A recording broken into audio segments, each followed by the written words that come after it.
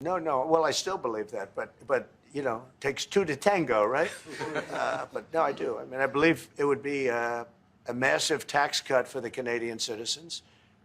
You get free military, you get tremendous medical cares and other things.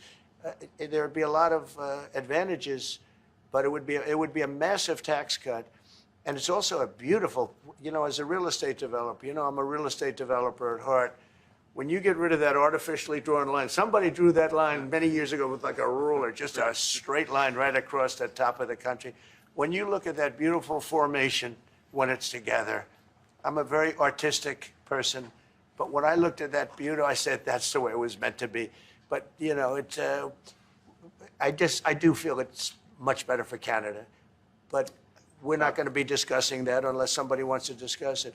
I think that there are tremendous benefits to the Canadian citizens, tremendously lower taxes, free military, which honestly we give you essentially anyway because we're protecting Canada if you ever had a problem.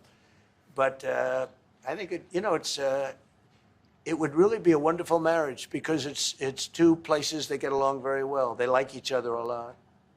Well, if I may, as you know from real estate, there are some places that are never for sale. That's true. We're sitting in one right now, you know, Buckingham Palace that you visited as well. That's true. And having met with the owners of Canada over the course of the campaign last several months, it's not for sale, won't be for sale ever. But the opportunity is in the partnership and what we can build together. We have done that in the past. And part of that, as the President just said, is with respect to our own security.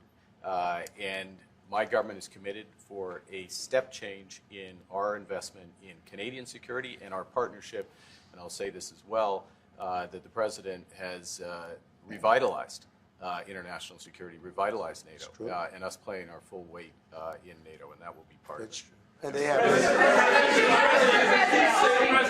have, I must say, Canada is stepping up the military participation because Mark knew, you know, they were low and now they're stepping it up, and that's a very important thing. But never say never. Never say never. Considering what Mr. Carney just said, that Canada is not for sale, does this make the discussion a little more difficult to start on? No, not at all. No, not at all. No, time will tell. It's only time. But I say never. I've had many things that were not doable, and they ended up being doable, and only doable in a very friendly way. But if it's to everybody's benefit, you know, Canada loves us and we love Canada. That's, I think, the #1 thing that's important. But we'll see. I mean, over time, we'll see what happens.